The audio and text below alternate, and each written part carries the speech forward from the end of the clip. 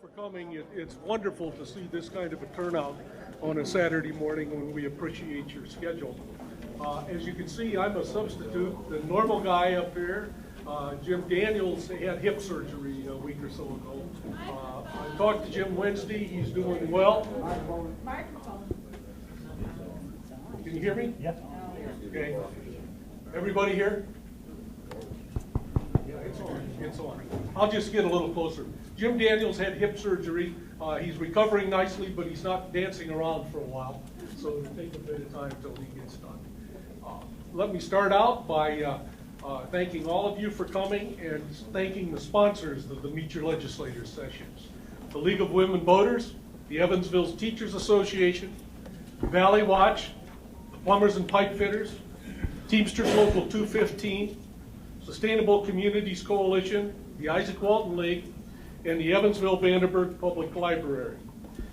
Special thanks to the library. They provide the facility, they help with the audio visuals, and give us an excellent meeting room. I've been asked to do a couple of things. Make sure that we don't have someone sitting in the aisles. We need to keep the aisles clear for fire purposes. There's plenty of seats still available toward the front and in the center sections, so everybody should be comfortable, and we'll go through it. Now we have a long history in these sessions of being pretty civil, and never has a moderator been harmed. I want you to continue that tradition and act with decorum, and we'll get through this. We do have refreshments over there, and there's a little cup where you can make a donation, and it's really amazing, the people of Evansville. It kind of balances out. We have a plus balance of very few dollars, but we always have enough to provide donuts and coffee and those kinds of things. So thanks for that. Please sign in at the back with your email if you want notifications of these meetings as they go on this year and that. That list is used only for that purpose and no other purpose. It's not an email or a junk mail list. It's just trying to keep people in contact with the meetings and what are going on at that time. Let me give you a little bit of background again on the format.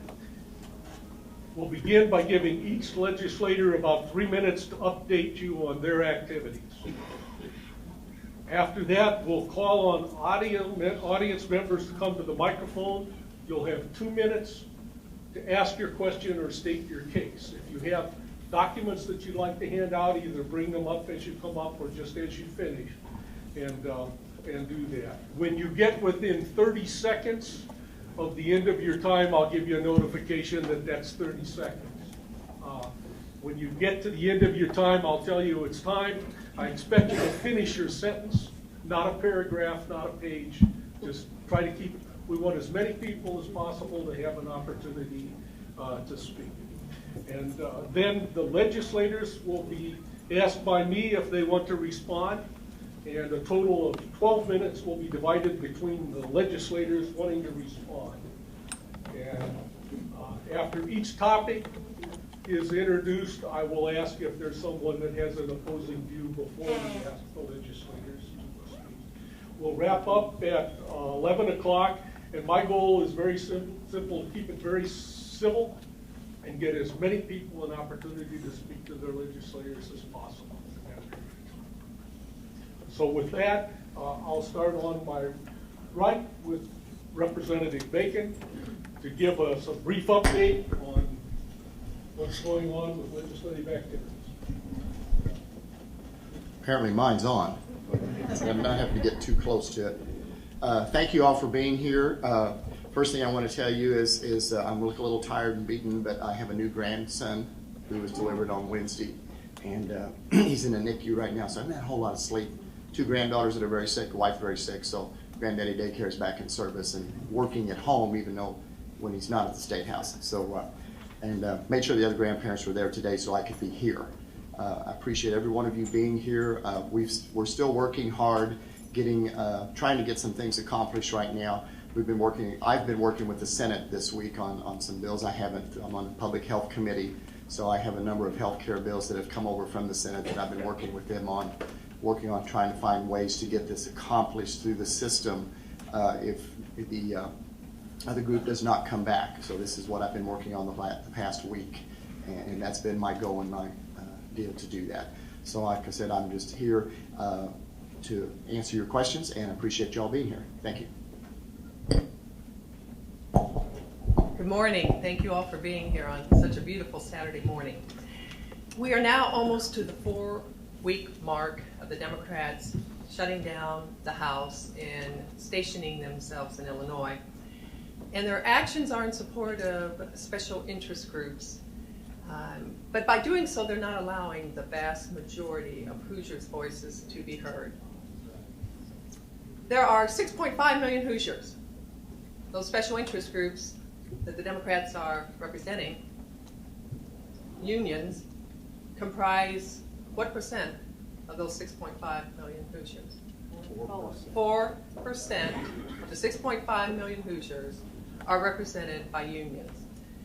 That means the other 96% of Hoosiers, that includes senior citizens, veterans, farmers, young kids, all those other people are being disenfranchised as a result of the Democrats hijacking the legislative process. And worst case scenario, if they don't come back and we don't get a budget passed, state government will shut down. Now, that would be the worst case scenario, and I hope we don't get there. We have a duty as legislators to represent not just one segment of our districts or of the state of Indiana, but we have a constitutional duty to represent all Hoosiers and all of our constituents. And one of the reasons that has been given for this walkout is to allow people, to allow Hoosiers to learn about these bills that are going to damage them. And it's interesting to me, I don't know if any of you read the paper this morning, but there was the question, and while it's not scientific, it kind of reflects the scientific polls I've seen. The question was, how have the protests and Democratic walkout affected your view of right to work and education reform legislation? 38% said, I support the bills now more than I ever did previously. 25%, they have not affected my opinion, I still support both bills. 20%, I am more opposed to the bills than I was previously. And 14%, they have not affected my opinion, I oppose the bills. So 63% of the people that bothered to poll and to call in and to weigh in on that issue, 63% say they support that legislation. 34% said they opposed it. People can speak with emotion, and they can make their cases. But the vast majority of Hoosiers' voices have been stifled by this process. And it's time to stop holding Hoosiers hostage, get back to work, and do the constitutional duty you were elected to do. Thank you.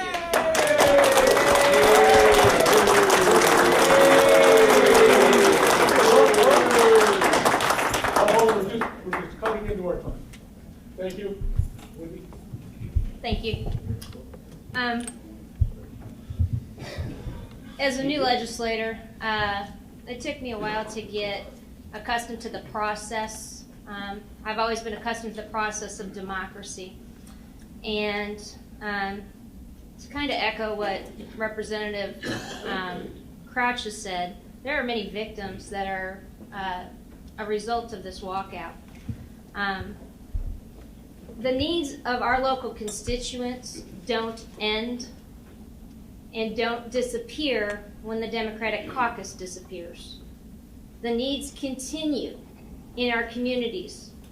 Just because legislators choose to leave doesn't mean that our communities still don't need help.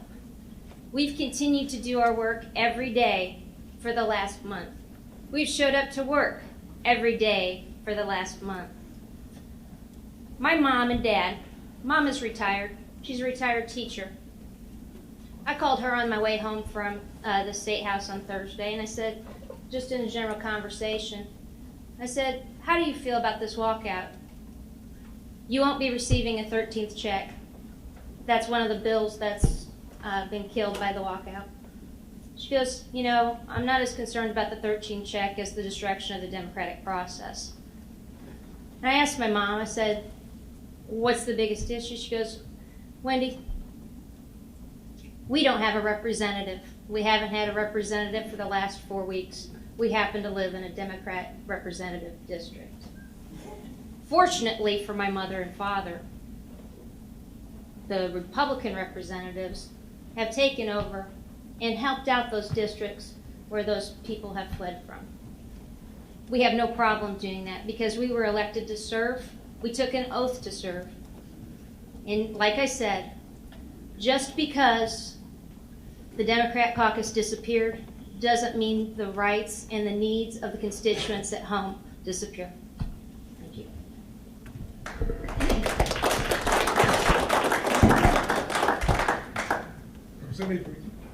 Good morning. I'm Gail Rieken, and I am presently one of the bolted Democrats.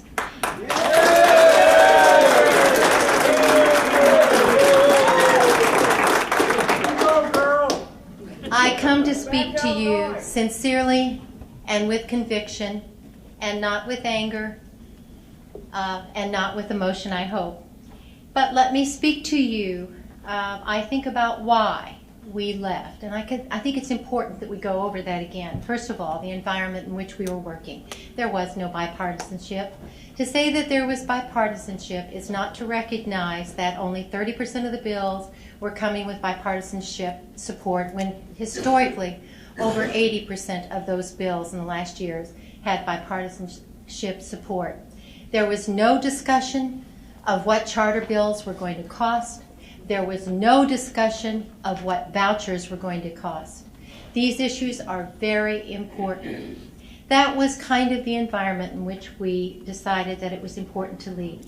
So when the right to work discussion came up, and later the charter bill was passed by the Republican majority, when vouchers were being promoted by the Republicans and school takeovers argued by the administration, there was little in time to inform the public and receive comment. They were coming at us right and left. Leaving the State House was basically due to three main reasons. The areas, there were 11 totally, and they actually were whittled down to a couple. Education was number one.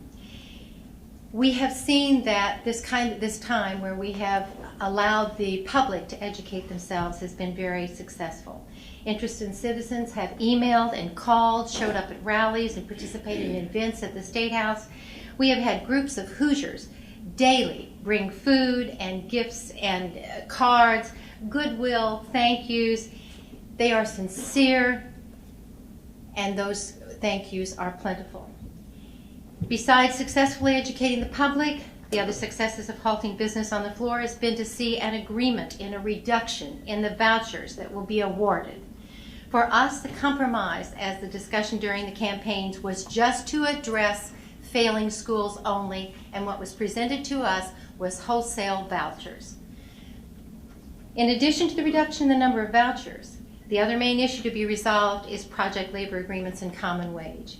These two issues are important to working families, not just to unions, but to the average working family, whether union or non-union. And those have been productive, those discussions on the part of the leaders of both the Republicans and the Democrats. And I feel we are closer to resolve, probably the closest on the common wage. And I feel that that is extremely important here in Southern Indiana. Finally, although equally important, two bills in the Senate had not arrived in the House and are part of issues we presented for resolve. I feel just taking this opportunity to break the quorum has encouraged discussion for those teachers, the Senate Bill 1 and Senate Bill 575. There have been ongoing discussions. I know there have been meetings now in Indianapolis with legislators and the teachers representing those that represent the teachers, as well as there have been discussions in the Senate. And that just would not have happened if we didn't say we've got to take a time out. So right to work, vouchers, and common wage have seen great improvement. The most promising news today, however, is the announcement Thursday that the Senate will start budget hearings, and in the same day, the charter bill that we were very concerned about, where in the House there was no discussion about the cost to the school system, was in the Senate scheduled to be heard in the Appropriations Committee. That ladies and gentlemen, is an absolute success because we are going to be able to hear the cost that is going to be incurred in our school systems by the charter school. The Senate will hear bills. Those concepts that are agreeable, according to Senator Long, will be amended to the bills. There are no bills lost. Every bill is alive until sine die. That is that last term or the last day. I am hopeful. I have faith in a positive outcome. I'm proud to represent my constituents, and I've been doing it on a daily basis by computer, as I always did, address those individual and group needs. And I will continue to fight for my constituents, even leaving when I see that it disappoints many. I promise you that I will continue to work in my own caucus for consensus and for compromise, and I have great faith that we should be back. I appreciate your concerns, and thank you for your comments.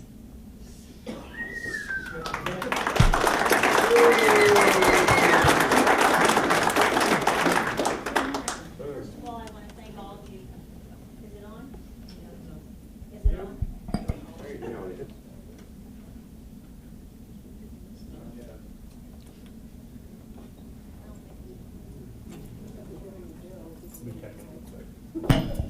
Here, this one's working. Okay.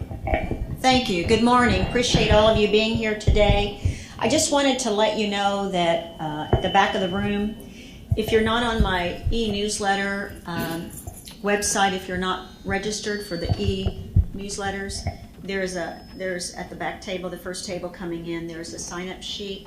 There's also a handout, a couple different handouts. One of them is the survey results of my legislative survey that was mailed to 33,000 registered voters in my district, and got back we got back about 1,800 mail-ins, and that's a tremendous response, as well as 598 e-newsletter responses on education as well as other issues. And the results are also in a handout at the back. And then there's also a handout on good news on public schools.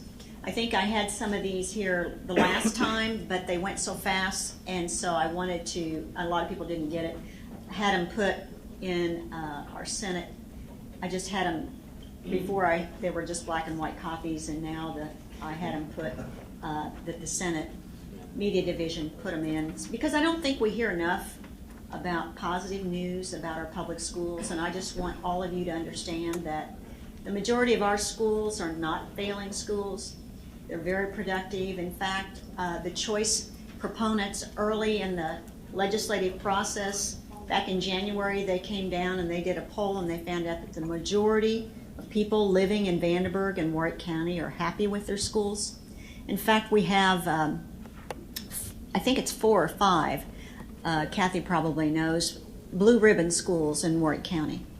And that means that they are doing tremendously positive work, and I think we do not want to lose sight of the fact that the majority of Hoosiers like their schools, especially in southern Indiana. So that's back there. I also have, and it's on black and white paper, and just to appease the eco-friendly folks, I did it two-sided. But it's information about a House bill that I am very concerned about when it comes to schools, that allows the state of Indiana to take over 200 schools next year, with them appointing the school boards and eliminating locally elected public school boards for the most part, especially if you're in one of those takeover schools. So I just would like for people, if you're interested, to take a copy of it and take a look at it. It's back there in black and white. It has at the top Baker and Daniels, and this was an analysis by a law firm in Indianapolis that is paid to look and to analyze education bills for the Indianapolis public school system. So that's just for information for those of you that might be concerned about that. And the Senate, we have continued to work. We've been there every day that we're supposed to be there. Committees have continued to meet. We have kind of slowed down the process so that possibly there can be vehicle bills where we can merge some of the House bills into Senate bills, into House bills that are now currently in the Senate, so that we, when and hopefully when the Democrats come back, that the House could concur on some of those bills. There are two things that we constitutionally have a responsibility to do this year. One of them is to pass a balanced budget with no tax increases. And the other one is redistricting, and there will be a redistricting hearing here in Evansville Friday evening at 5:30, and there'll be more details out about that. This is just preliminary information on population shifts and things to take into consideration in redrawing the maps. So if you're interested in that, you might just look for more information in the Evansville Courier and Press. I don't think it had the location, or if it did it, Jim? Yeah, you have it? March 25th at Ivy Tech. Ivy Tech, that's right. It is at Ivy Tech, and that's Friday evening at 5:30. Thank you.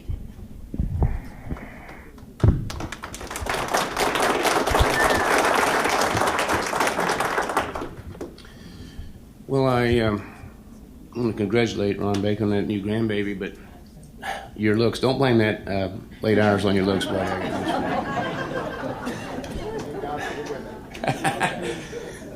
Well, as it's all been spoken, I think, already, but in the Senate we have been working pretty steady, and this past week where there was a few bills that I sponsored on the House bills, it's kind of glad to see them move along. We got them headed back toward the Senate, to the House. One of them was the entrepreneurial program, which is, I think, a pretty nice opportunity for students at state colleges that are minoring or majoring in entrepreneurial programs. It'll set up a possibility for them to introduce plans of a business that they would like, and it allows for the community or any economic development group to bid on those plans and help someone, a young business person, to establish their business. And I think that'll be a step to maintaining college graduates from leaving our state but stay here and set up shop. So I was happy to be part of that, as well as the bill we worked through on the parental notification, which I think was pretty important. A lot of people did not realize there was nothing like it in place down here. And what that bill would do if a child is named in a crime or is a victim of a crime, law enforcement, it sets a system up for law enforcement to notify the parent that their child has been involved in that. And up until now, sometimes the parent would not be notified for a long period about their child being named in a crime or a victim of a crime. So I was happy to get something like that. We got that passed through. It went real well, but I guess right now it depends on what the outcome will be here with the stalemate we have, and I don't know what what will become of those bills. For myself, I was kind of hoping as a new freshman legislator, and I think I can say this for some of the other ones that was elected this go round, it would have been nice to have been able to witness a normal or as normal as possible process on how this government works, to see how the system where the Senate bills would move and the House bills would move, and at the point that they cross over and then the process starts over. I was kind of looking forward to seeing how that happened. That's not going to happen now. I understand that there's a lot of this debate and I guess divisiveness, but for me, you don't pull out of the battle and run away. It might get tough, but you hold your ground, you plant your feet, and you state your case. The way I see it, that regardless of where you stand on these issues, when you shut the system down, we're burning the clock off, and none of us here, gets our voices heard. All the things that we were interested in comes to a standstill. And I don't think that's fair. I don't think it's fair for anybody. I think the ones that has a position on some of the topics that's being debated have been shortchanged, because right now nothing's happening as it should. And I don't think that's right. So I'm just telling you how I feel about it. I would rather everybody stayed in the fight. Sometimes if you feel like you're outnumbered and you can't get what you want done, at least you could come back to your district and tell the people what's going on. But you don't leave the state. You don't bail out on us here. That you don't do. The people that voted for all of us expect us to stay in it and stay in it to the end. And I think as a legislator, as an employee, you have no choice but do that. So that's my comments. I just want to let you know how I feel about it. Thank you.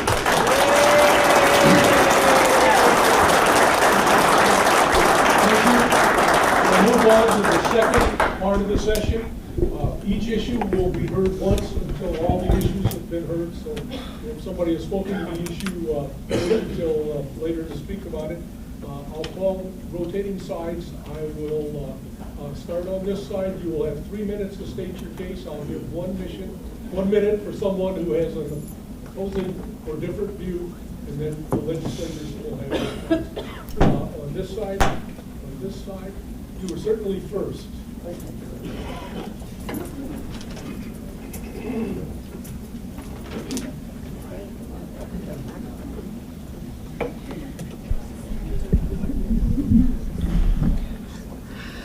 I'm a child advocate. I've been lobbying for children for many years, and I advocate for children that's in the system because we have a Humpty Dumpty system, and we were #1 in the United States in child abuse deaths. While this union this is a government state union, while they were ahead of the child welfare system, we were #1 in child deaths. And this is from their own letterhead. I don't make any of this stuff up. This is from the Child Fatality Review Team. Now, I don't see the problem I have with the unions is they're like to have a convict's code of ethics. They don't go against another union. I never saw any teachers or anybody up there advocating for these kids. These kids were collateral damage for the politicians and for the unions. This really upsets me. I know y'all don't know maybe the Amy Wilsons, the Regina Cobbs, the Kayla Blaze, the Lynch children. All of these children had been involved with this system.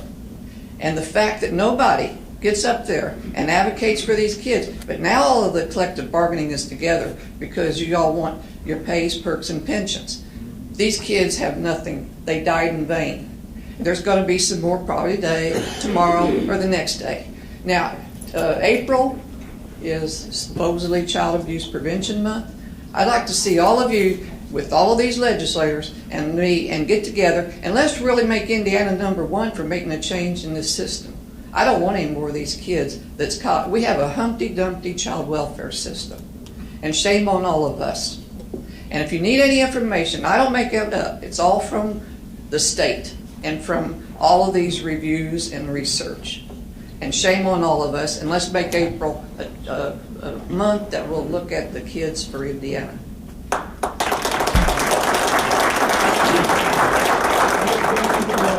Taking your time. You stayed within your time nicely. Is there an opposing view in advocating for the children? Okay, then I'll ask the legislators. You have an opposing view, sorry. Yes, since nobody else is going to do it. I'm not a fellow speaker.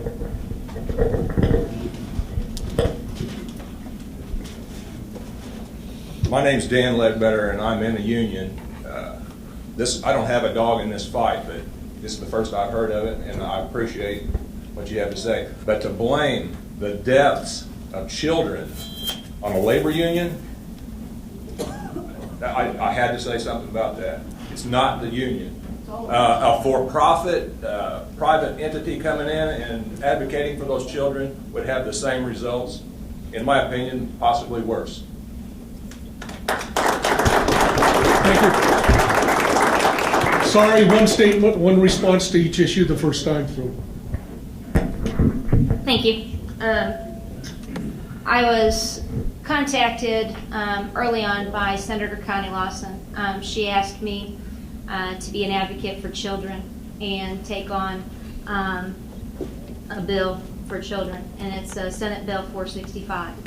And what it does, it's about a 76-page bill, but it takes the Department of Child Services, reorganizes it, and does a lot of streamlining to help better serve our youth in Indiana, and specifically kids that are impacted, I guess, by the review boards and things like that. That bill passed and is one of those bills sitting, waiting to be reassigned or assigned to committee. That bill will not be heard, okay, if the walkout does not end. But that bill contains critical things to our future and our kids that are really important to try to address this issue. Again, Senate Bill 465 contains a lot of information to help streamline not streamline because that's not the appropriate word, but make us more consistent with the federal government's guidelines for protecting kids and bring Indiana up to what everybody else is doing in the rest of the nation. But again, it's one of those bills that's sitting there waiting to be heard and waiting for my voice to speak on behalf of kids. And hopefully we'll be able to do that. Representative Brooke. Thank you. I appreciate your commitment and your dedication. You've been working on this issue for a long, long time, almost as long as I've known you. There is a bill that I have that kind of dovetails into that, and I don't know my bill numbers. When people ask me about this bill number and that bill number, I can't even keep my own straight, but it is a bill that deals with child solicitation and child trafficking, and it seeks greater penalties for adults 18 and over who solicit children 14 years of age or younger. And along with it, then we put in a human trafficking amendment, which would cause a summer study committee to look at both issues. Because unbeknownst to me, there's human trafficking that goes on even in our town here of Evansville, which was a shock to me. And that is young children who are put out for prostitution.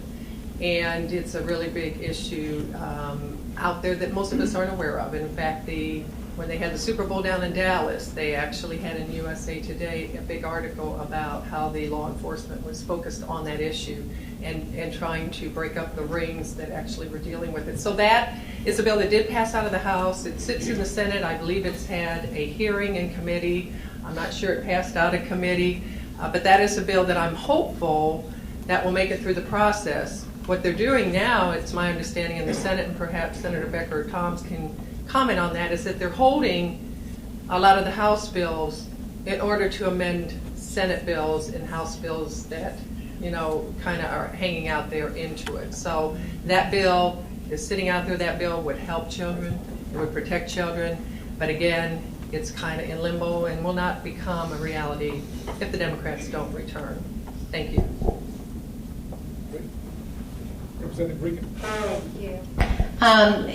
We had a bill to start the process, I think, to make some changes. This was a bill that was not heard in committee. The chair refused to hear it. It was a bill that actually would not cost any money. It was to bring everything up to date, to find out what the status was and what the improvements could be. The chair refused to hear the bill and chose to hear a bill that would simply increase the marriage license from, $30 to around $75 or $80. I think this is an example of our priorities, and children are our priority. And I hope that we do have some realization that the problems that we have in a lot of these issues are policy and they're administrative. And that's where we need to start making the changes, is that children are first. And I think we keep fighting. Senate side, Bonita. Thank you very much. There you go. Appreciate you, Carol, as I know you've long been an advocate for children. But I do want to make a couple of points. One is that collective bargaining for state employees has been off the books since 2005. That's just the union, they're still collective bargaining. Not for state employees. That doesn't mean they're under the union. They're not. still collective. There is no collective bargaining for state employees since 2005. So I think the problem is with DCS and with some of the rules and regulations. That's where the problem is. And I can tell you that it was, at one point, those DCS and FSSA were together. They were all under the same umbrella. It's probably been about 2006 that we separated them. That was one of Governor Daniels' initiatives to separate those out and to hire more caseworkers, which was done. But we've also still seen too many deaths of children since then too. So it's unconscionable, but I think it's something that we continue to struggle with as a state. And I think 465 is another attempt to address the issue. I'm also a co-author of that bill from the Senate that deals with helping to streamline DCS, and it also has some domestic violence legislation in it for women and children that's critical. And Senator Lawson, that's, as was alluded to before, we are holding House bills so that Senate bills that pass the Senate and are not being heard in the House can be amended, and I am certain that 465 will be one of those that we try very hard to find a home for. Okay, have it covered. We'll go on to the second issue. I'll take this side of the room in the back. Go. I'm very sorry. I missed it. All the women. Yeah, that's what I said. All the women are in the way, so the little guy down here on the end sometimes he gets to be seen. Now Jim was a little taller, so I could get over the heads of most of them. Also want to bring up that I've worked with Senator Lawson. Also, we have another bill, number 218, that is working on trying to streamline some of the issues for the developmentally disabled. And we've worked very hard on that to try and get that accomplished also. It has that issue, plus we had all of the departments involved in that when we had the meetings on it and so forth, and working on what they're doing and trying to make that system better. It also has a fiscal impact, which we're really, really hoping that somehow it gets through. It's very complicated because just the ability, those of you who know how if you get services, it's going to be able to help them get more services to the home for the children who need it, and that's what we're after. But the process of doing that is billing to for the providers to bill the state and get that accomplished, get the insurance company and so forth to pay it. And it's very difficult and very labor intensive, and it costs money. So the best way to try and do that is try and save money. With Senator Lawson and the people we've been working with, this system is going to change that instead of having to bill as a provider, which I know very much how to do, I've been doing it all my life, it's going to be a fee. So the insurance company is just going to pay, instead of being a bill by the provider and then paying what's available, then they're going to pay just a set fee. It will eliminate the billing process of all that we go through. It has the potential, and this is just a potential, of saving $5 million a year out of FSSA. And even if it did as well as half of that, it would still be $2.5 million. Think of the money we could be using to do other better things for the kids that need it, for the developmentally disabled, for those children to look at things like that. And I was going to mention, like Senator Becker, I thought collective bargaining and all of that had gone away for state employees. That's what I've been told and was sure of, so I'm going to be sure of that. And one quick thing, which I forgot to bring up, so I'll make sure all of you know about it, but on the table in the back also is another survey that was done in my district for those of you who are around that you can look at. I won't tell you, there's been a number of different things that questions brought us, so you can look at the survey that we sent out to all of the voters in our district and got back, but they're on the back table also, so I encourage you to pick those up and look at them, please. Thank you. Thank you. I had chosen you in the back.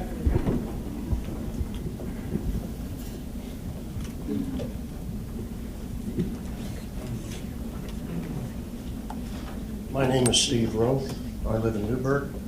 I am going to try to remain politically neutral, and therefore I have given the Reverend Hoy permission to throw something at me if I start getting very biased. So if he throws a shoe at me, it's okay. Reverend Hoy can... Okay. Have good aim, Phil. Yeah. So I wear size 13. I am here as part of an education about bills that many people do not know about, and this affects basically everybody in this room. Democrat, Republican, union, non-union, it doesn't matter. There are several bills out there, one of which right now, insurance companies are trying to get permission to send the checks rather than to the dentist or doctor who may be servicing you. Instead, they want to send it direct to the individual. That would be great, except for one thing. that means most doctors and dentists in this area specifically, okay, are going to ask for their money up front. So nothing is going to happen unless you pay them first. This is not a good thing, and I would like to have some response on that one. The next thing is there's an insurance company in this area that, even though they don't cover certain procedures, are wanting to set the cost for those procedures. I repeat, they don't cover them, but they want to tell doctors and dentists how much they're going to charge. I think this is a free enterprise system, and you can go to anywhere you want to go and not worry about what's going on. Responses, please. First, is there an opposing view on that issue? Okay, responses, and I'll start on the Senate side. Senator Thompson. Yeah, Steve, we had a Senate version of that bill, and there was a lot of debate on that, and for me, it come down to this, that I voted against the measure so that the people that provide the service get paid directly. And the reason was because during the debate, a lot of it came up that what was happening was the money was being sent to the patient, and oftentimes the patient just wouldn't send that money on to the people that provided the service. He might use it to buy a TV or something like that. It just wasn't happening. It just felt to me that if you were providing the ambulance service, for example, that you made the run, that you ought to be reimbursed for your services, and if it went to the person that was the patient and they held on that money, it could be quite some time before you got paid. I don't think anybody would appreciate having that delay or maybe not getting paid at all. So I just thought that was the thing to do. So I did vote in favor that the money would go directly to those that provide the service. Just want to let you know. And then, Thank you, Steve. That's a very important issue. It's one that we dealt with in the Public Health Committee. But I want to correct the information. Right now, currently, insurance companies send the checks directly to the patient. That's what happens right now. Senate Bill 65, which is referred to as assignment of benefits, would allow the patient to allow the check to go directly to the provider, so that, because especially when you're talking about, one of the examples was kidney dialysis. Kidney dialysis, which is covered under Medicare for dialysis patients, you're talking about some very big checks that end up going to people. And sometimes they get this check and they don't really know why they got it. And so they spend it. And then they find out, sorry, that's not, you owe us that money to the provider, and the money's been spent.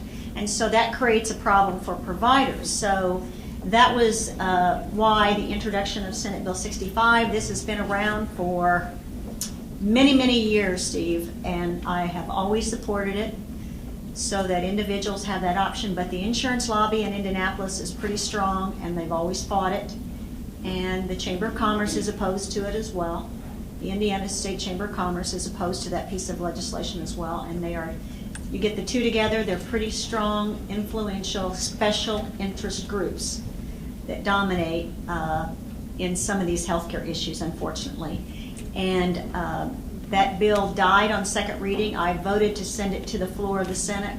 Would have voted for it on the House floor so that individuals could do that, so that they would have the choice. They want their check to go directly to their medical provider so that this doesn't become a problem in the future. And but it died on second reading because the author of the bill did not call it down because she didn't have the votes among the Senate. So that's unfortunately what has happened to it. Representative Grubb? Thank you, Steve. That also issue, that assignment of benefits, we've had a bill in the House in the past, and I have supported it.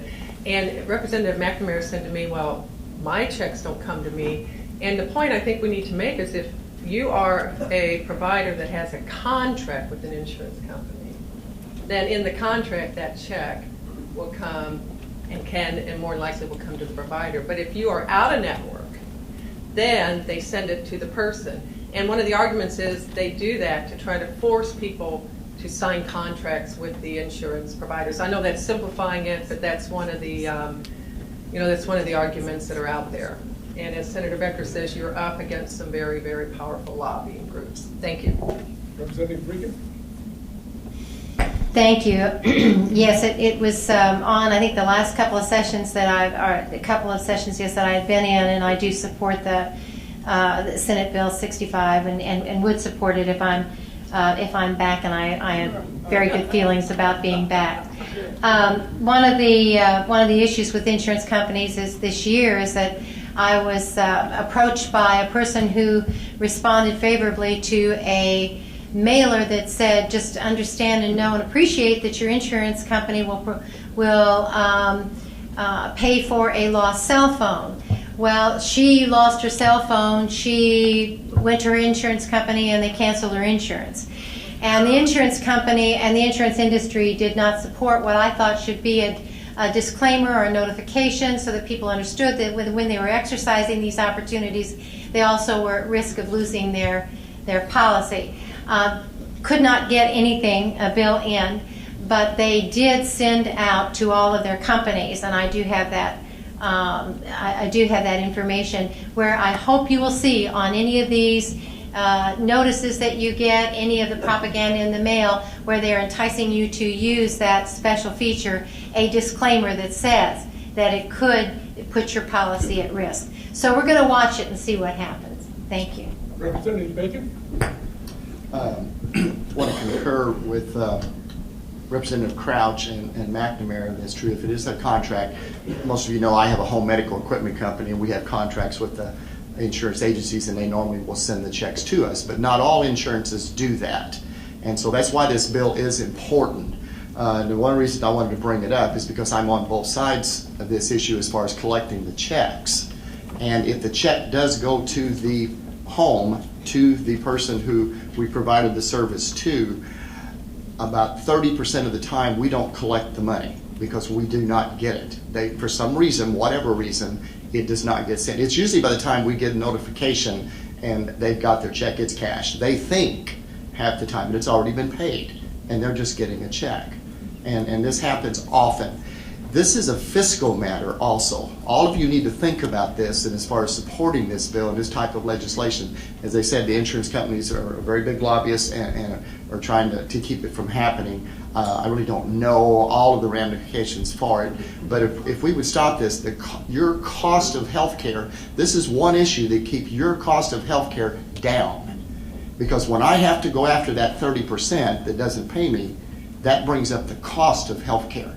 Because we have to go through collections. We have to send more notices. And we can't just say, oh, turn them over to collection company. It doesn't work that way. You have to have a process involved where you have to send them the first notice that you got the check and you need to send it to us. The second notice that, did you get my letter that I sent you the first notice and that you got this and so forth. So all of this process that we have to go through, that government requires us to go through to notify the individual so that we aren't harassing that individual getting money that we should have gotten or they got and so forth, is keeping your health care high. So these types of legislations you need to really be in, even though it doesn't affect you. Well, they pay, my company pays my provider, but it does affect you in the long run because it affects everyone as far as the cost of health care is concerned. So you really need to get looking at that and help back some of this legislation. Thank you. Thank you all. I appreciate it. Okay, with that, I'll go on to the next issue, and I'll take this side. In the back, I was speaking, and the man was sitting down. Sorry.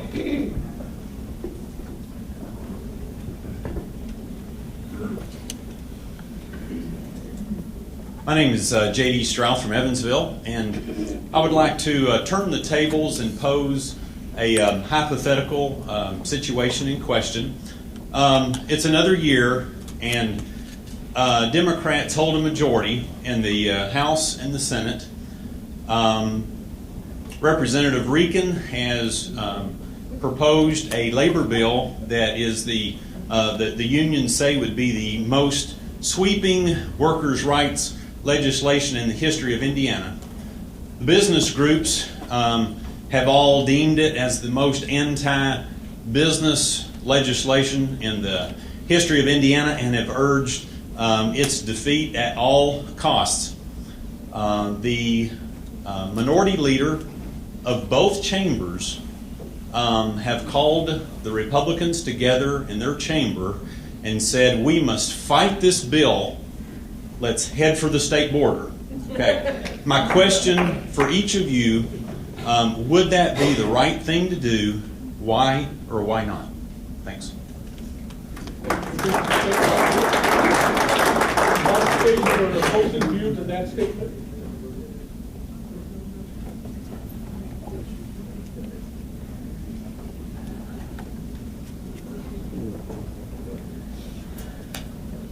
My name is Chris Scherzinger, and this is the first time I ever got up and spoke before this many people. But I grew up in a kind of rural community called Boonville. My dad's a member of the United Mine Workers American, and I watched them fight and struggle. I'm a union worker myself, a member of the Legislators, and I watched them fight and struggle over the years. And I seen our company whenever I was, or not our company, but our town whenever I was little. It was a sprawling community. People waved at each other. They were happy, and our businesses did good. The businesses that were non-union did good because of the union money that was coming to them, because of the high wages and collective bargaining. And then now, my father, he was 2 years from getting his retirement. Now he gets nothing, and all there is non-union mines that I drive by every day to go to work. Our town's dirty. It's fallen down. It's dilapidated. Take a little drive around Boonville and see what it looks like when there's no unions around. And I just wanted to come and make that statement.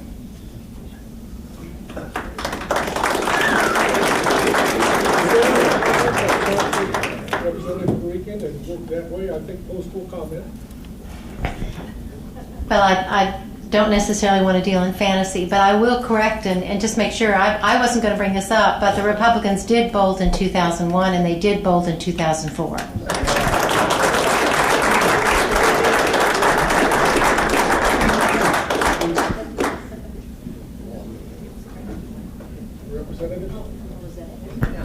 Okay. Interesting. You know, we started out this process kind of talking about where we've been for the last 4 weeks. And, you know, I've been concerned since day one about the ability to discuss the issues. We've been called a lot of names. We've been called anti-everything. And, you know, the issue is we've been called nonpartisan or just strictly people that are unwilling to compromise. I believe on the day that the walkout occurred, 3 bills that were Democrat only authored passed the House, and one of them was Representative Regan's. You know, I'm concerned about the issues. There are many issues out there that are coming to me for the very first time. Issues like right to work was not an issue I campaigned on, but obviously was an issue somewhere else in Indiana that wanted to be addressed. I don't know, you know, I didn't have the opportunity to hear both sides of the issues. I've heard a lot of both sides of the issues from the hallway, but I haven't heard the bill. I haven't heard the legislation been discussed. I haven't heard people come up and testify. I haven't heard any of those issues because I haven't had the ability to discuss those issues. I'm not on that committee. I've looked at the amendments to it, but I haven't heard from the people up at the State House getting up and testifying and speaking. I've heard a lot in the news. I've heard a lot of propaganda on both sides. But there are issues out there that need to be discussed and aren't being discussed where they need to be, and that's on the House floor. I'm concerned that we've extended every courtesy from day one to be bipartisan. We have members of the Democrat caucus sitting on committees. That's not something that's ever happened before to my knowledge. They are sitting as the chair people or chairperson of those committees. Okay? That's bipartisanship. That day, I sit there and recall my very first day of sitting there, trying to figure out the system, and the system was stopped day one. And I'm turning to my neighbor and I'm saying, okay, what's going on? And they're saying it's a point of procedure and everything like that. That was my first introduction, was an attempt to stop the process. Quite a few of my new members were appalled by the attempt to stop the process on the first day. I was one of them. This entering its 4th week is definitely frustrating. But what I think more than anything, we've got a lot of victims out there. And I use the word victims because there are bills out there that seriously affect our community and our people. And I'm concerned that we as legislators have an obligation and took an oath to you to vet through these issues on the House floor in front of you. Many of you, I see a lot of your faces, have been up in Indianapolis to testify. You haven't even had the opportunity to do that anymore, okay? Your voices, the hours that you spent coming up to testify, to work through bills, that's gone. The whole democratic process is gone. That's no way to be a model state. It's no way to be a model citizen. And it's definitely no way to be a model legislator. You need to come talk about the issues on the House floor and be the representative that you were elected to be.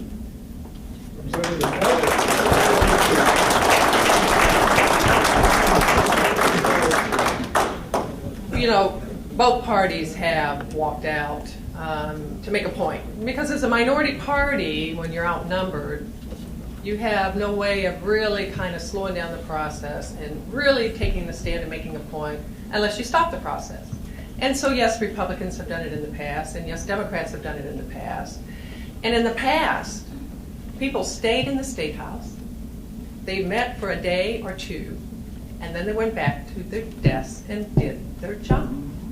We are talking about legislators being out of state, supporting Illinois' economy for a month. While our legislative process has been hijacked. So the point is, as Representative McNamara said, we can't do anything for the senior citizens, we can't do anything for the unions, we can't do anything for the non-unions, we can't do anything for the teachers, we can't do anything for the children, we can't do anything for the veterans, we can't do anything for anybody unless everyone is at the table. Thank you.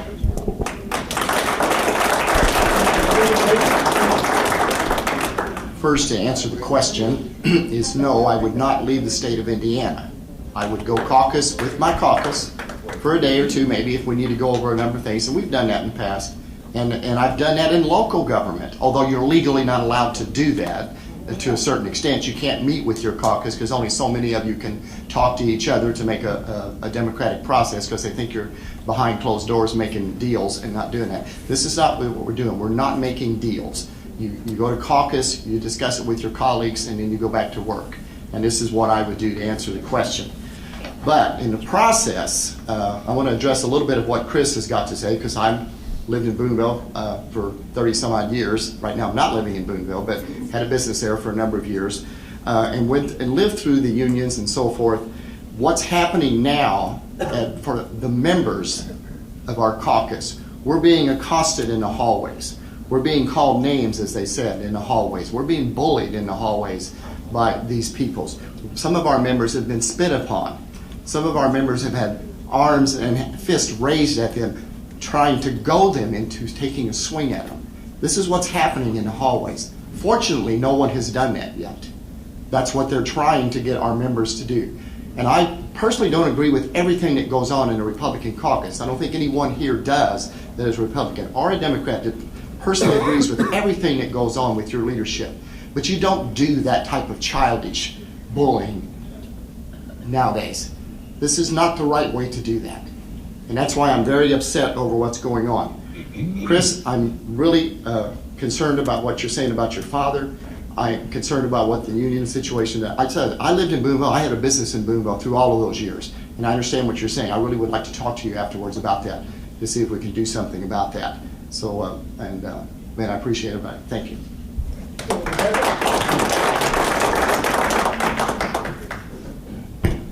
I was just going to say that the Republican caucus, we did caucus, and we left the floor in 2004 and 2001 for a few days, but we always stayed at the State House and we caucused in our caucus room. I was called one night by my leadership to get out of the building. We were all told to leave the building because they were afraid that the state police would come to arrest us. And so my roommate, she and I served together for 24 years, and so we left the building and we went out to the east side of Indianapolis to Joe's Crab Shack and had dinner. But that's the extent of where we went. And then we came back the next day. Senator Tubbs? Well, like I said, I'm brand new to this, but I did tell them, our caucus, that I hope in my 4 years as a senator they never ask me to leave, because I'm not going to do it. If I have to sit there by myself, I just sit there by myself. If they want to arrest me, I guess they'll arrest me. But I was up there to do the job. Now the question, you know, on this matter here, these labor issues, they're divisive, and I guess the temptation would be to try to ride the middle, but you know, sometimes you just can't. You got to take a stand. Now, I come from a labor background. Most folks up there at the State House know that. I was a Teamster for 33 years, and I was a union steward for 21 years, and I'm proud of my background. Now, a lot of people, I know they got maybe a perception of labor, as organized labor, as militant and bullies, and it is true. What we've seen up at the State House has been along those lines, and that's a little disappointing. I don't know how many of those folks are actually from Indiana. I don't think all of them are. But I understand labor issues, and I don't want to see anybody hurt while I'm there serving. I don't want to see business take a back seat. I don't want to see them roll backwards. But I don't want to see working people take a hit either.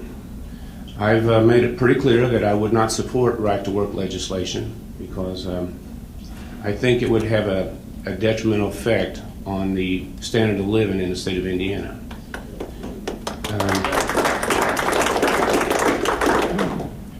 It's been many years for labor to build a livable wage that they have today. Those times came hard for the folks back in the 20s and the 30s. It didn't come easy.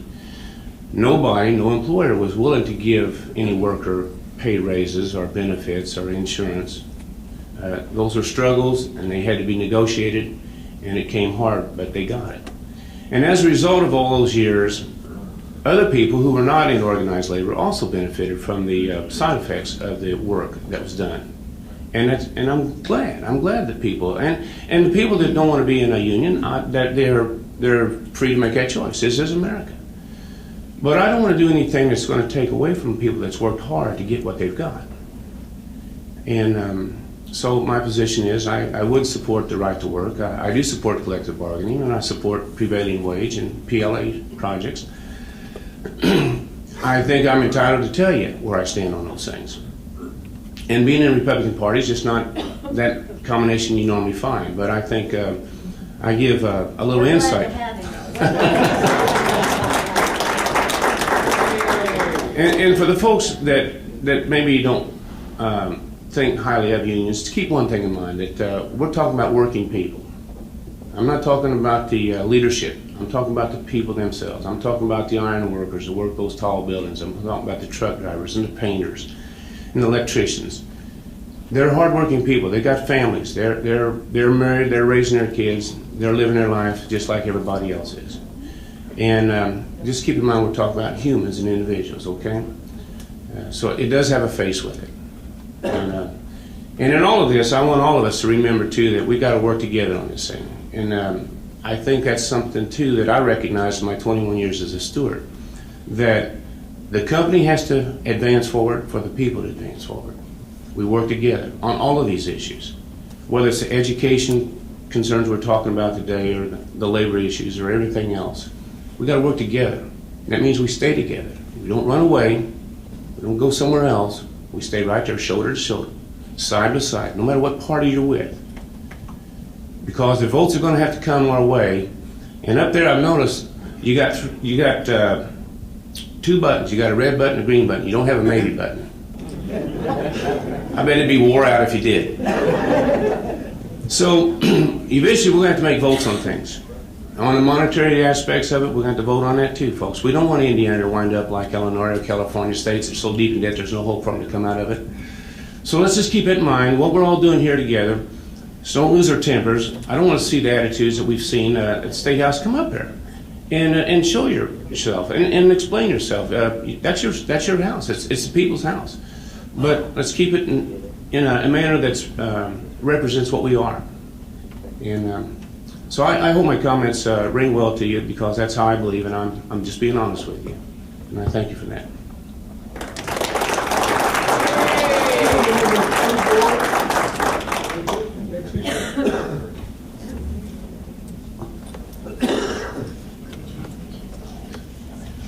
I'm Glenn Kissel. I live in Evansville. I'm in Representative McNamara's district, Senator Tom's district. This is an issue addressed to any and all. As you tackle higher education issues in 2011 and 2012, you need to come to grips with the fact that too many students are attempting a traditional four-year college degree who are not capable of, much less prepared for, such a rigorous academic program.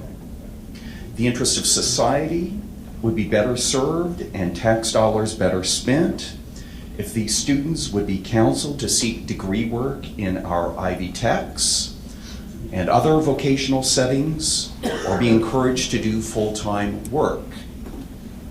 Indeed, the Sloan Study of Youth and Social Development in the 1990s showed that more than half of adolescents had career ambitions inconsistent with their educational plans, as one indicator of this issue. Why should our wonderful electricians, iron workers, plumbers, carpenters, and masons be forced to subsidize the education of students who have no business being in a four-year degree program? In addition, force-fitting students into academic tracks they can't handle weakens academic institutions. Instead, we should help these students realize their own calling in life through practical and vocational educational opportunities here in Indiana.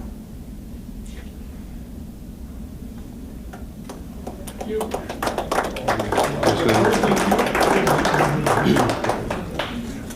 Yes, sir. A decision that should be made by the student and that student's parents. I'm sorry, but Bill, I'm getting political, so I apologize. But no, and again, Bill Hoy, I'm sorry, but I'm going to use him as an example. He's always been a Minuteman who's run to the fight rather than away from the fight. He's had foster kids. He's had kids that were told, no way, whatever. And Phil Hoy has fought from the, and Phil and I agree on very little, okay? And he's shaking his head, so understand this is the truth. We're about as politically far apart, and I count this man as one of my absolute best friends, and I'll listen to his opinion any day of the week. All right. Legislators. Representative Strauss. Thank you. One of the, being on Ways and Means, we crafted and worked on a budget that made it out of Ways and Means, but obviously it's not going to make it out of the House. And one of the things that the Commission on Higher Education has done over the last, I think, a year or 2 years, is that they've tried to put in place what they call performance metrics. And so they've taken some higher education money and they put it in a pot, and then they make our higher institutions meet certain criteria, and they get money from that pot based upon how they do. And one of the criteria is how many students do you turn out in 4 years or in 2 years. And that has created a lot of debate, because there is a recognition that we have a different society than we had when I was growing up. And we have a lot of students who are having to work their way through college and maybe can't make it in 4 years. And that, not that they don't make it, but maybe they can't make it in 4 years through no fault of their own. So there's been a lot of discussion on that. I think it warrants a lot more discussion, because we want to be sure that whatever we do, we're doing it to help children and to help students and not to hold them back.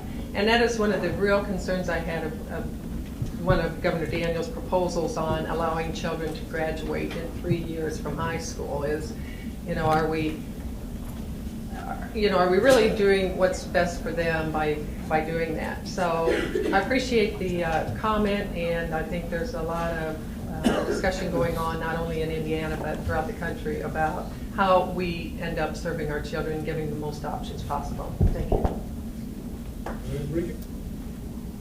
Thank you. I wasn't sure if it was the 4-year degree or if it was actually the child that was going to college that shouldn't be there. I'm not sure exactly what your emphasis was, but my experience that I would offer just on the issue of training and education happened before I became a legislator, and that was working with business and industry and also employees on their training. And I found that almost to the apprenticeship that was out there, whether it's union or non-union, and believe me, Berry Plastics has had some of the highest numbers of folks in apprenticeships than any group I had here in their non-union, they were worth any college degree. You're talking about a tremendous amount of skill and application and college training and education that goes into those apprenticeships. I think what we need to do is we need to recognize that, and people that go through those 4 years of apprenticeships need college degrees. Yeah. Thank you for bringing your thoughts here today. I've got so much to say and don't know where to start. Right now, if you look, the study was done by ACT.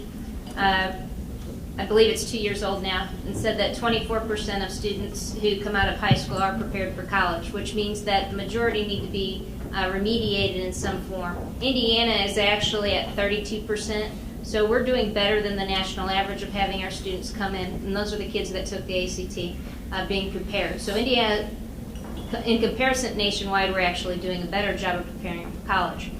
But still, that leaves a large segment of society that comes in needing some sort of remediation when they come into there. If we look at what is a good job today, we look back to the 70s and 80s, industry, manufacturing was the job you would say that's the job that we're going to. The society and their 21st century skills have changed to the ITs, the other types of jobs that require some education, not necessarily a 4-year degree, but we need to be able to take those skills that those kids are best at and steer them in that direction.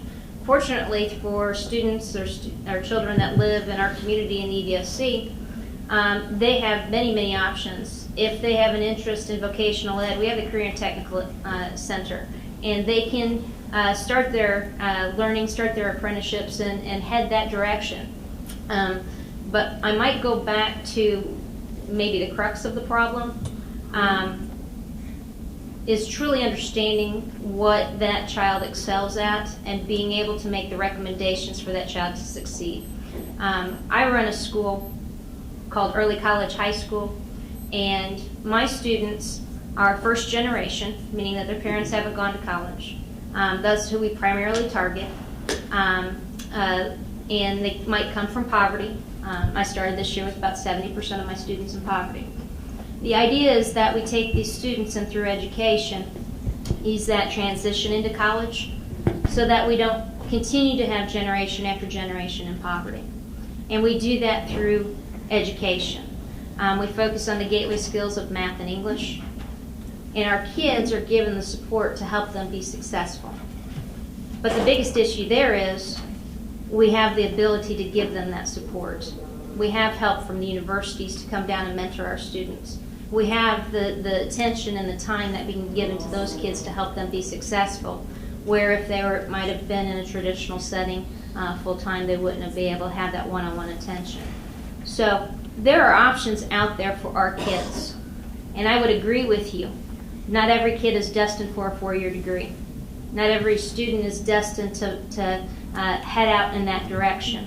But we truly need to find what is the best direction for our kids and foster that growth that they can have and what they can be most successful at. And I think legislatively that's difficult to do, to try to give advice to counselors on how to advise kids. But that's where teachers become very critical, and in helping kids figure out what their best pathway might be.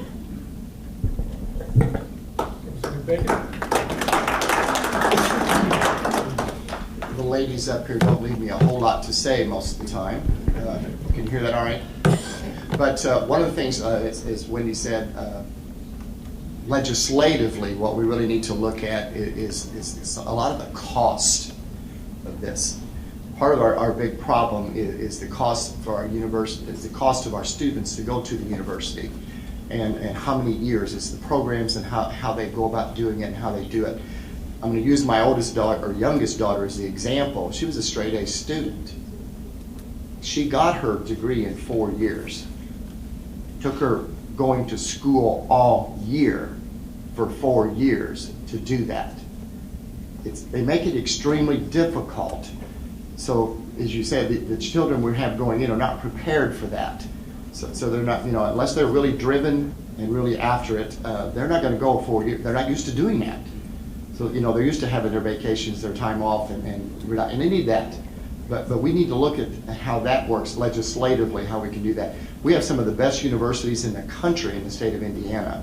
And probably those graduation rates of starting students at IU and Purdue are extremely low if you look at who starts and who finishes. But then when you look at USI, who's one of the best kept secrets in the country as far as cost, and has one of the most tremendous health provider schools in the nation. The time of going there, the cost of going there, we need to look at things like that. And legislatively, we can work on trying to get our schools better for those students and give them more options to do that, and then work with the counselors to give them those options to do that and make it better for those students. And as I said, find the right ones for the right schools. So that's what we need to do legislatively. Thank you. Okay, next issue on this side. In the back. Yes, sir. Come up and take the microphone.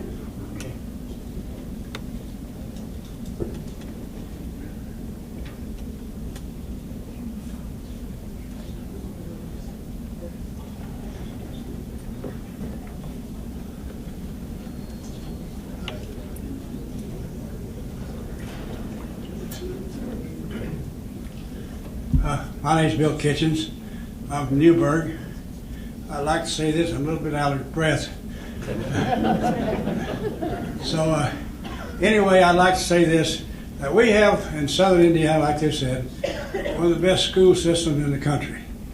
I have two sons. Both of them are educated here in Indiana. One of them's a retired school teacher. The other is a nurse at the Veterans Hospital in Annapolis, Indiana. I got 4 grandchildren. 2 of them are doctors, and the others is going back to, one of them's going back for education. So in southern Indiana, we got the best. We don't need a more charter school, because it just takes away the money from the regular schools. Now, a couple of other things I'd like to say. I've been going to Annapolis 3 times on these buses. I'm with steelworkers, retirees. We had about 600 people at one of our first meetings, and the emphasis was one thing. When you go over and talk to the state representatives, be mannerly, don't push around, and this is the words that they given to the people there, and I was there. And as far as I know, the steelworkers has kept that motto about going and talk about. When you talk about somebody, talk to them like you want to be talked to. That's what we've been doing. Now there's one other thing. I'm sorry, can you keep it to just the one issue? Yeah. We're limited time. Okay. Thank you. Thank you very much. Yeah. I got one. I'm going to say one thing. I'm glad they took out and went to Illinois. Thank you very much.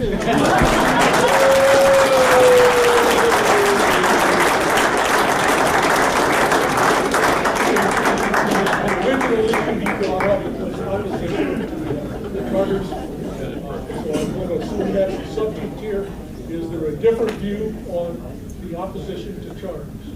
Sir, can you come up? I want to make sure everybody.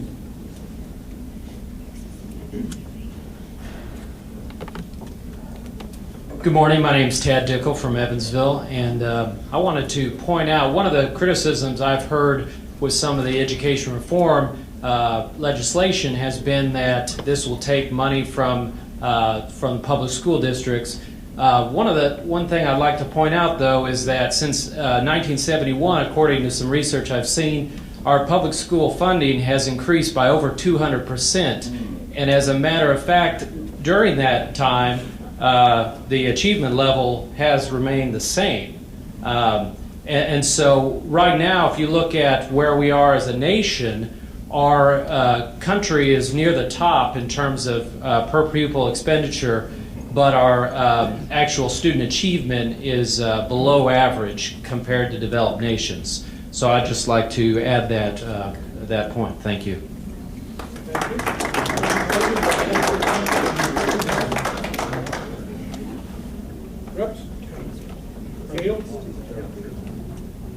Well, charter schools are here to stay, and I think probably what we need to do is to make sure that they actually do meet a goal or an objective that we have, and that we don't have so many of them that there is so much of the money that's drained from our school systems. That's the way I would address charters. Also, there is an accountability issue that still remains with charters, and making sure that they are as accountable to the student and the taxpayer as our public school system is. And I think we have problems, and you point out, first of all, our school system here in Evansville-Vanderbilt School System has done the right thing. They have worked with the teachers, and there is developed a whole system by which the culture of education has changed and is changing here. And it's to the positive, and it's because they have been cooperatively working together. That model has been seen as one that should be manifested across the state. What I don't want to do is to encourage those kinds of takeovers that 1479 was addresses, where if a school isn't doing well, it can be taken over by the state. It can be taken over now. But the fact with this bill is that a for-profit out-of-state company can come in and manage it. That is not the way we do business in the state of Indiana. We need to address the issues within the schools like they're doing here and make those changes that are positive. And that's the way that you have long-term change. It's not by charters, it's not by vouchers, it's by addressing the issues in the school. If we want to address something and really spend money, then let's have full-day kindergarten and early childhood education. Thank you.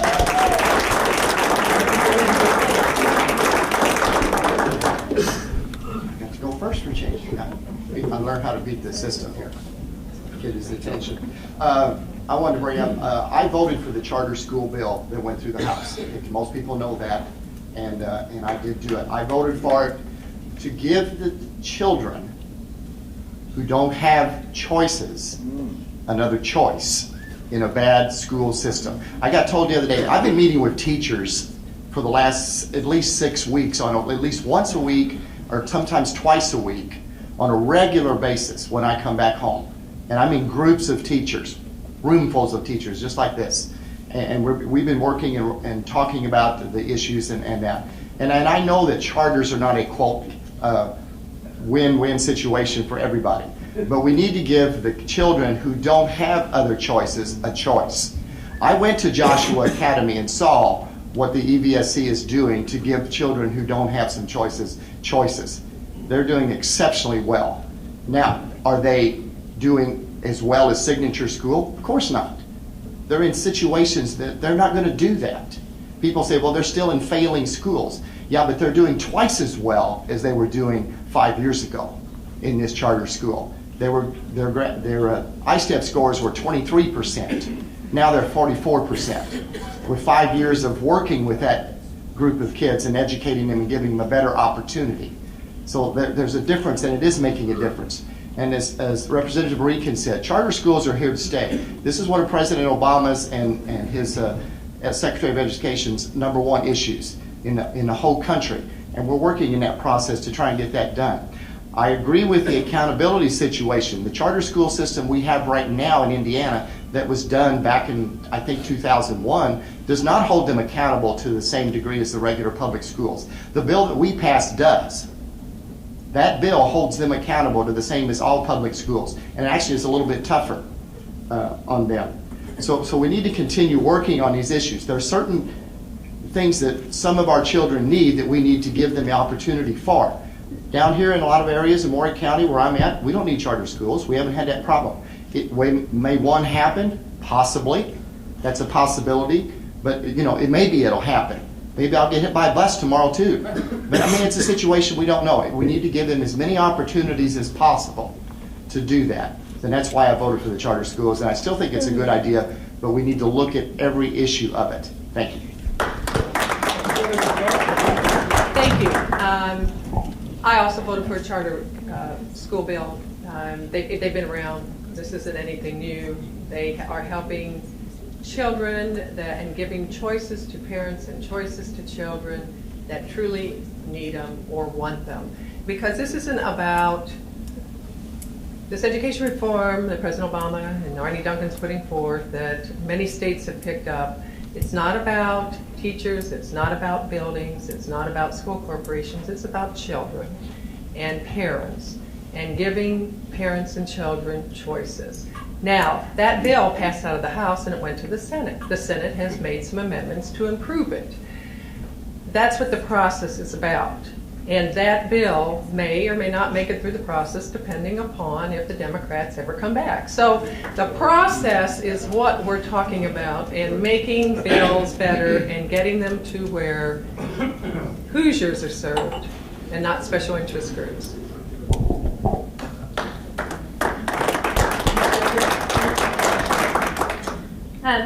I too voted for the charter bill, and I can agree with what everybody says up here. The Evansville School Corporation, our whole southern Indiana community has excellent schools, excellent teachers.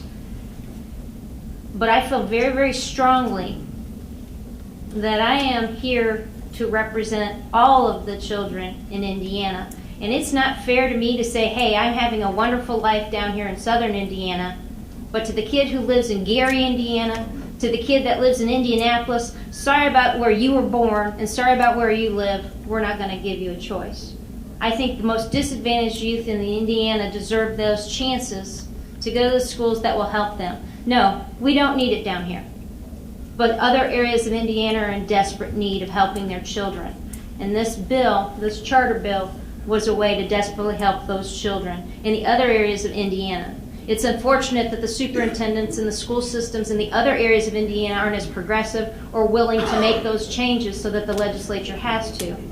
But I'm not going to let a child in another part of Indiana suffer or continue to be disadvantaged and have no voice because we're lucky enough to have it down here. So that's why I voted for the charter.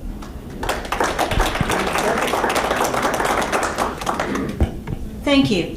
I just want to bring some facts to your attention because we've heard a lot about charter schools and the Signature School, and I was around when the Signature School was developed, and it was developed as a magnet school.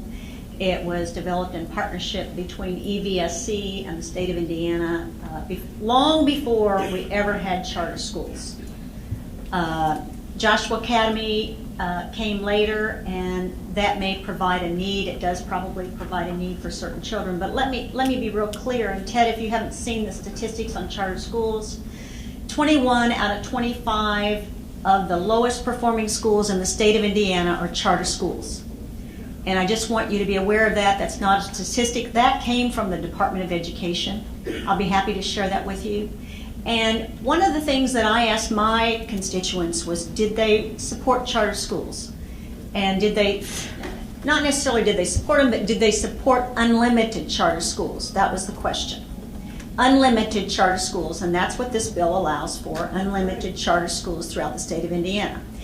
Well, first of all, we only have one pot of money for education. And the governor has cut $300 million last year from education. The budget bill that is pending in the House currently cuts another $179 million from public education. The charter school bill cuts another $36 million from the current public school system, and vouchers take another $68 million from current public schools. So I just think we have to be very, very cautious before we unleash unlimited anything. And so I think we need to know what it is you're getting, and I also think you need to understand that just recently there was another so-called analysis by Stanford on charter schools. But I actually looked at what they did, and they did not take into consideration test scores since 2006. That's 4 years of test scores. And for your information, IPS, Indianapolis has a lot of charter schools. Gary, Indiana has a lot of charter schools. They are some of the lowest performing schools. In fact, right now, if you look at DOE's website, you'll find out that the Indianapolis IPS school system outperforms the majority of charter schools in Indianapolis.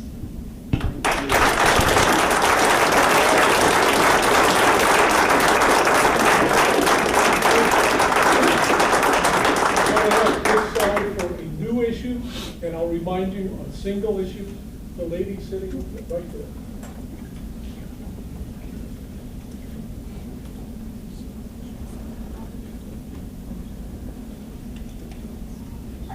Hello, my name is Anna Hargis. I live in Evansville. I just want to say thanks for everyone, all of our legislators joining us today. My concern is about Bill 1205, which for Representative Crouch has to do with abortion and taxpayer dollars being spent on those or where they're directed.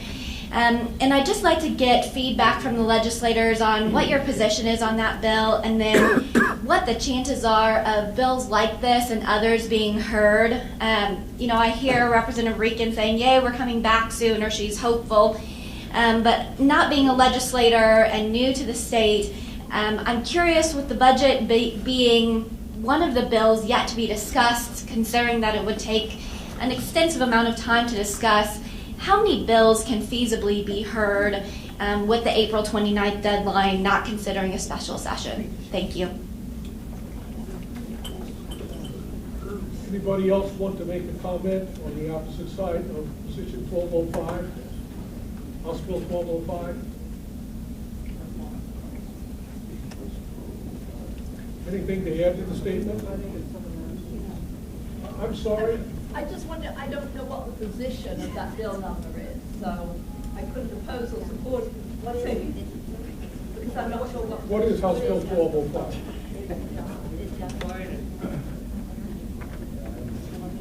Could you do a half a minute on precisely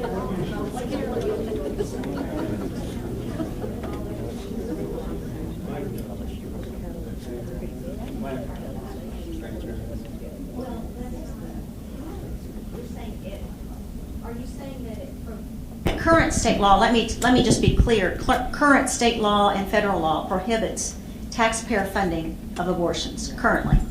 Thank you very much. Could you address the other issue about other bills and how quickly they might be able to be passed through the system prior to the end of the legislative session? Well, the House has passed 110 bills, the Senate's passed 178, and I've seen us do things pretty quickly when there's little time left to do it, especially if they've been heard in the opposite house. But there's no real way to answer that question, because until there's a quorum in the House, you can't do anything to finalize any of them. But the Senate will be working, as I said earlier, with the House on bills that have passed both bodies, so that we can hopefully be in a position to have those bills concurred on whenever there is a quorum in the House. Well, I know that the House bills that we've heard in the Senate, some of them have cleared, some of them had some language changes, and they'll go to conference hearings, so that might delay it. And,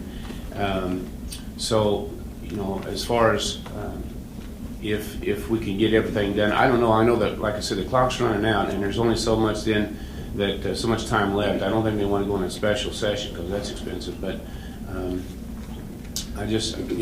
I could almost ask you a question too, because as a freshman legislator, I'm trying to figure out, why are we doing all this here?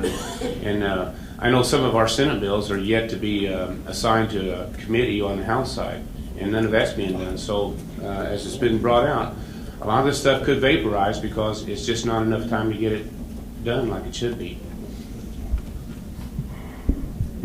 Representative Reekin? since I think this is somewhat pointed toward our absence, let me say this. The thing that we all ran on was jobs, on creating an environment. We can't create jobs, but we can create an environment that promotes those jobs expanding. That hasn't happened. You haven't seen the budget, and you haven't seen anything on redistricting. Finally, it's starting in the Senate. If we truly wanted to get those bills done that need to be done, why did we start with the hot button issues that were divisive and caused all the problems? It doesn't make any sense to me. We started with the gay marriage. We started with, what else do we have? We have immigration on the table. We have the abortion issues. There's 1205, 1210. I can go through a litany of all of them. Right to work. The point is, what we need to do is we need to concentrate on why you all sent us up there and what we campaigned on. And that is what we need to do. And I am very hopeful that that will be stressed and that will get done with the encouragement and the address from the Senate. Thank you.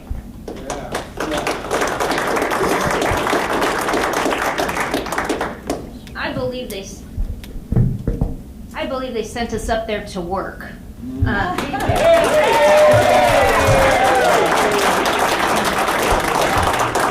There are 380 bills that are in jeopardy, and she says we didn't do anything about jobs. I'll give you the bills that are in jeopardy with jobs and the future of the economic development of Indiana.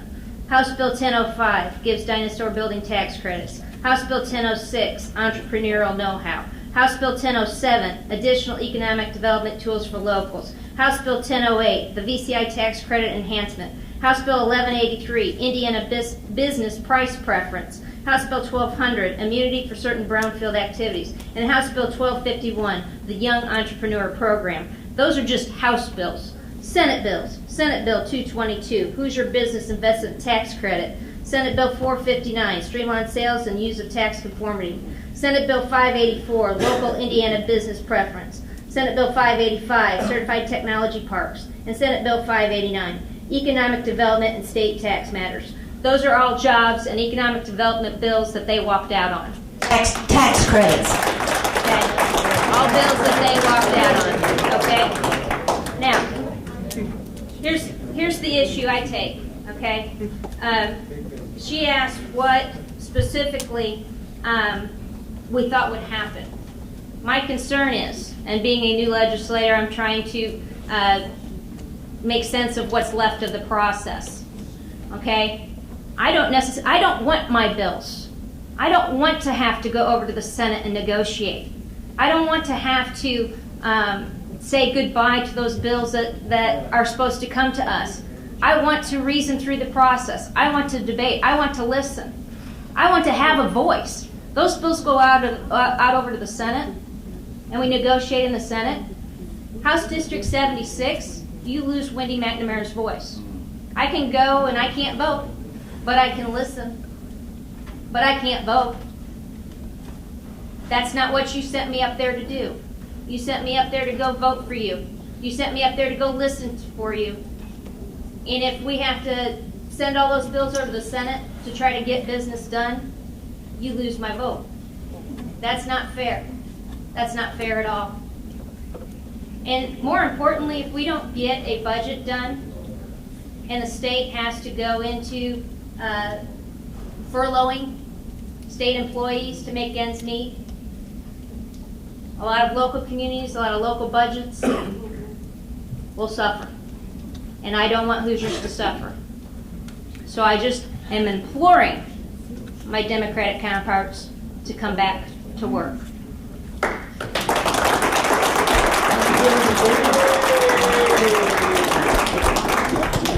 On those, I'm not quite as prepared as Representative McNamara. She always does a little bit better job because she's in education. She's always prepared. But I do want to mention one thing. House Bill 1251 did get past the Senate. That is the Young Entrepreneur Bill. It was co-authored by Representative Ellspermann and myself. And it did get through with no amendments and sitting on the governor's desk. So there is one jobs bill that has been completed and hopefully waiting for signature. The other jobs bills, and I think I'm correct in this, and I'm sure I'll get corrected if I'm not, the other House bills that she just listed passed through the House before the walkout, completely unopposed, whatever number to 0. and that was bipartisan through all of this, and it was done by both the Republicans and the Democrats on jobs. So we did work on jobs before all of this happened, and we got jobs bills through. Even if some of them are tax credits, that's part of creating jobs for industry to come here and work in Indiana. So I just want to bring that to you. Representative Crouch? Thank you. You know, I hear the argument that we didn't campaign on these bills, therefore we shouldn't vote on them. Now, I served in the minority for 4 years. I voted on 1,000 bills. Do you think I campaigned on all those? Do you think my counterparts campaigned on all those? That's not the process. Someone campaigned on them. That's why they were there, because they were important to someone in this state. You know, we have a constitutional obligation to serve Hoosiers and to be at our desks and to vote, listen to the debate, and to participate in and to vote. That's it. Thank you.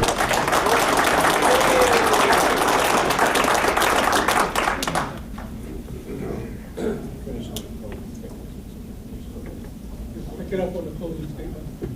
Issue on this side. Sir? I just want to, I'll just listen to Representative. Oh, okay. Now, this is a new issue, I got a big mouth. This is a new issue. Well, it's just what she brought up just a second ago on an issue. I wasn't going to do this. I was going to say, listen today. Sorry, it's supposed to be a new issue. Well, it's a new issue. It's just it was a nonsense. I understood from the nonsense, the billing, the new issue that immigration, I believe, is a very important issue in this country. Not only Indiana, but this whole nation as a whole. We are flooded with illegal aliens that are here in this country that have broken the law. They are stealing from our education and our whole system of freedom. And it is a very important issue that needs to be dealt with in this country. We are losing union jobs. We are losing the free market of this country because we have people in Washington that are shoving it down our throats that we have to accept these people in our country and we can't even arrest them and put them back.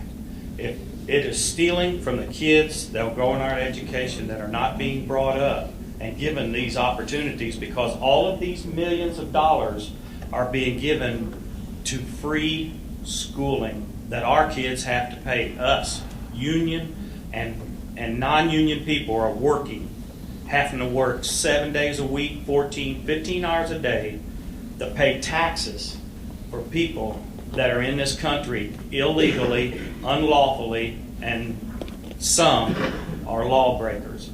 And that's a very important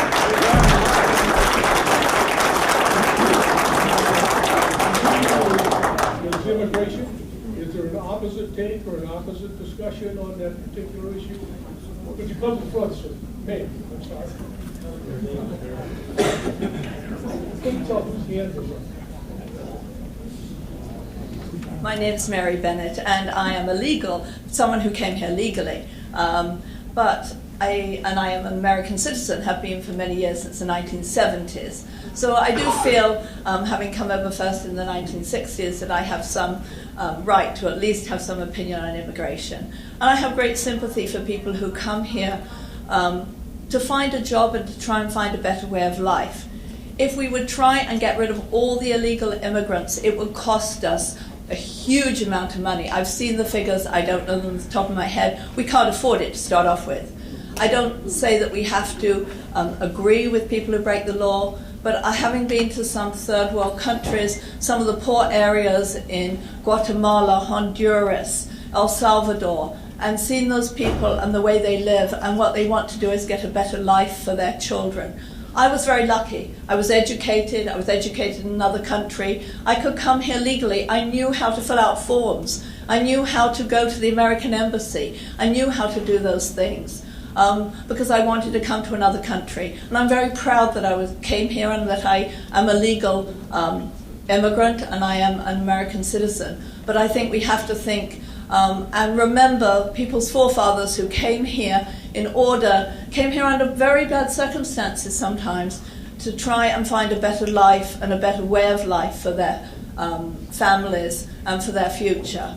And I think that just being, some of them, yes, break the law. Some people who are here legally break the law. Some American citizens who are here by birth break the law. Some Native Americans who most of us pushed out of their country and their land break the law. So we have to think of everyone. Thank you.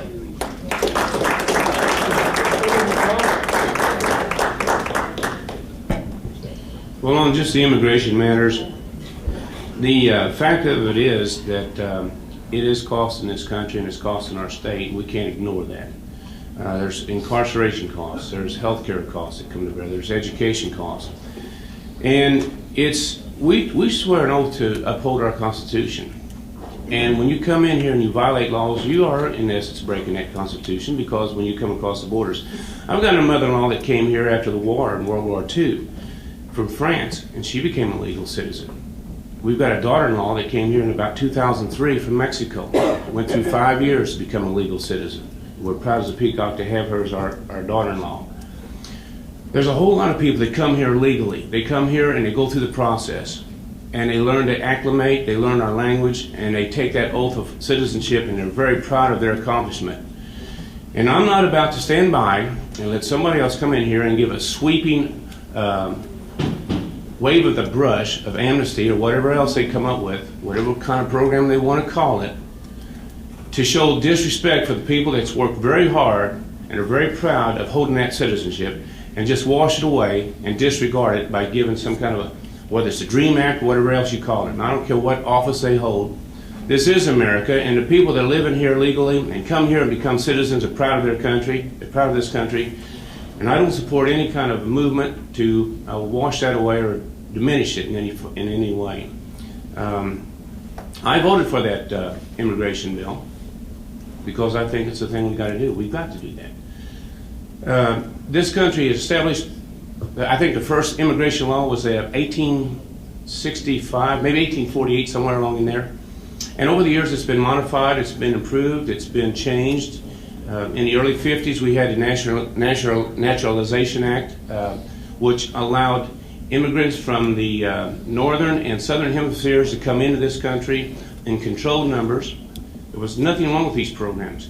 We just don't live by those rules we've established. And we allow people to come in here and violate our laws. And as a legislator, I'm going to stand up for the Constitution I swore an oath to and the citizenship of this country. So that's my position on that.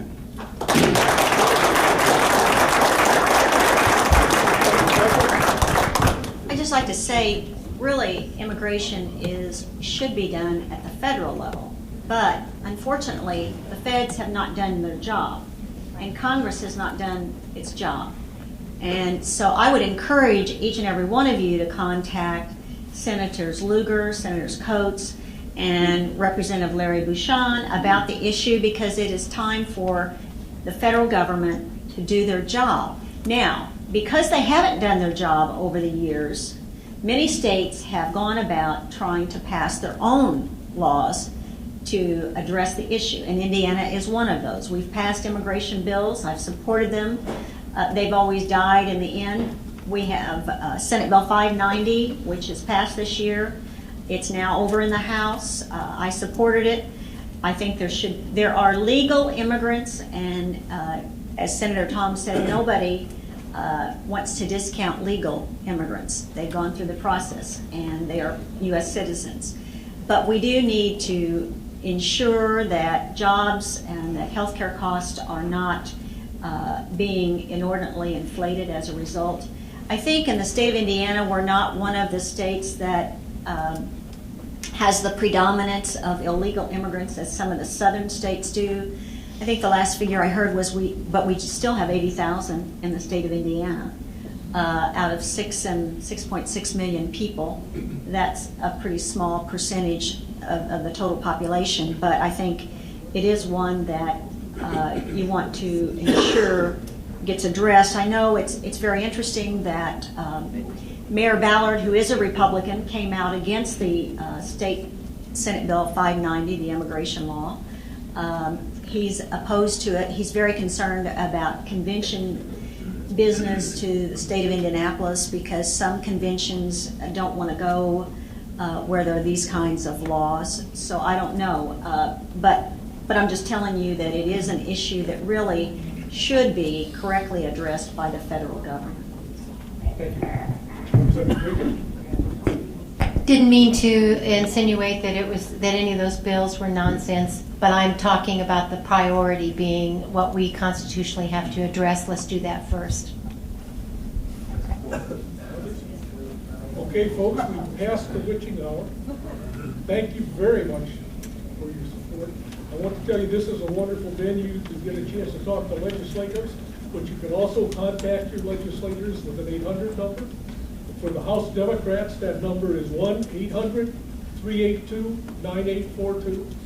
For the House Republicans, it's 1-800-382-9841. The Senate has one number, 1-800-382-9467. You can also email either the Senate or the House representatives by simply putting either an S for Senate or an H for House, then their district number, and then @in.gov, and you'll reach them. If you're not sure which district you're in, all of those are posted by the legal voters around here. I want to thank you for your attention. A lot of you have things that you could perhaps help us by moving over to the side, and some of the legislators will be here for a few minutes afterwards, so feel free to come up and chat. Thanks again.